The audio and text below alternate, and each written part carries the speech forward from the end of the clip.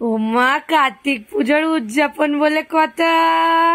খিচুড়ি থালির order, তারপরে মুগের ডাল ভাজা হলে পুরো ঘর গম গম করছে মুগের ডালের গন্ধে। সব সবজি কুচো কুচো করে কেটে নেওয়া হয়েছে, কারণ কাস্টমারের ডিমান্ড হচ্ছে যে খিচুড়ির মধ্যে সব সবজি দেবেন। আর আলুর দম করা হয়েছে, একদম সর্ষের তেলের ঝাঁজে চোখের জল বেরিয়ে গেছে। আলুর দম 4 টিফিন পুরো রেডি।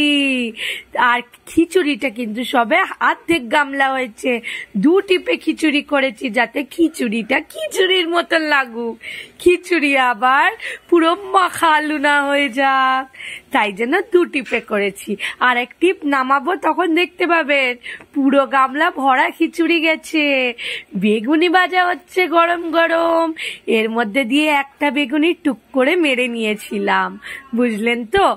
আর মাত্র 90 টাকা করে লেগেছে খিচুড়ির থালি, নর্মালি তো 85 টাকা প্লেট। এবার কাস্টমার বললেন যে খিচুড়িতে একটু সবজি দিয়ে দেবেন, আমরা কিন্তু কোনো কিপটামি না করে ভরে সবজি দিয়েছি। আর মাত্র 5 টাকা করে এক্সট্রা নিলাম। খাবারটা গেছিল কিন্তু সাধনপুর, অল ওভার বর্ধমান আমরা ডেলিভারি দিই। তো আপনারাও যদি অর্ডার করতে চান এই নাম্বারে যোগাযোগ করুন। টাটা।